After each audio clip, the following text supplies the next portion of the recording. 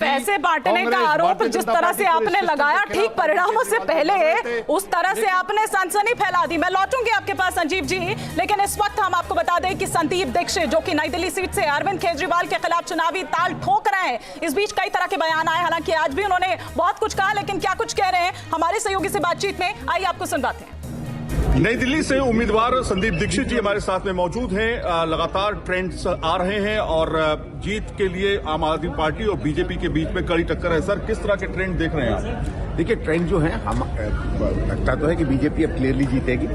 हमारी निराशा की बात यह है कि जो हम उम्मीद कर रहे थे कि जिस तरीके का वोट हमें मिलना चाहिए, जिस तरीके की लीड हमें मिलनी चाहिए, वो हमें मिली नहीं। और क्या कारण है कि लोगों ने हम पर समर्थन नहीं जताया, वो तो देखना पड़ेगा।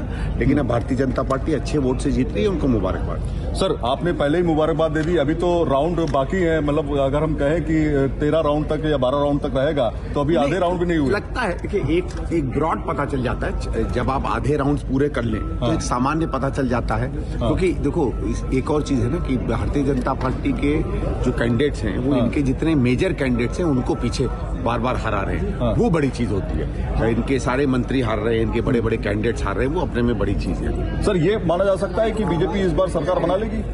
अभी इस समय तो यही लगता है। इस समय ये लग रहा है भाई 40-42 सीटों पे अगर लीड कर रहे हैं तो सरकार कितनी सीटें, आपका असेसमेंट क्या कहता है, कितनी सीटें मिल सकती है? ये मैं नहीं कह सकता, लेकिन भाई देखिए, ये जो ये क्या कहते हैं, एग्जिट रोल जो आए थे, 35 से 45 के बीच में सामान्य बता रहे थे। तो देखो, इसी के आसपास होगा।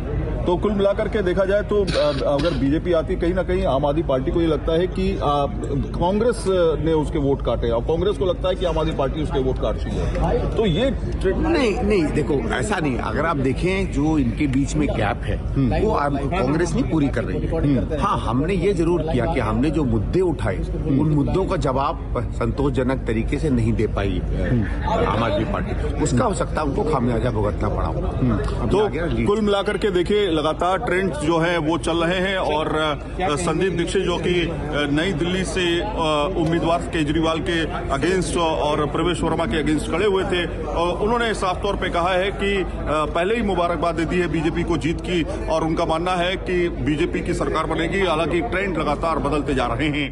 संजय शर्मा के साथ सैयद आमिर हुसैन, न्यूज नेशन, दिल्ली। तो संदीप दीक्षित को आपने सुना, वो बता रहे हैं कि आम आदमी पार्टी के जो तमाम बड़े नेता हैं वो पीछे चल रहे हैं। इसका मतलब ये कि भारतीय जनता पार्टी की जीत तय। लेकिन इस वक्त जो हमने आपसे थोड़ी देर पहले आपको अलग अलग विधानसभा के नतीजे, अभी तक के रुझान दिखाए थे फेज वाइज, उसको थोड़ा समझने की कोशिश करते हैं। मनोज कुमार सिंह सर, ये मैंने कुछ टैली निकाली, 2 सीटें ऐसी हैं जहां पर भारतीय जनता पार्टी आगे चल रही है, 1000 वोटों से कम का मार्जिन है, न्यू दिल्ली, संगम विहार।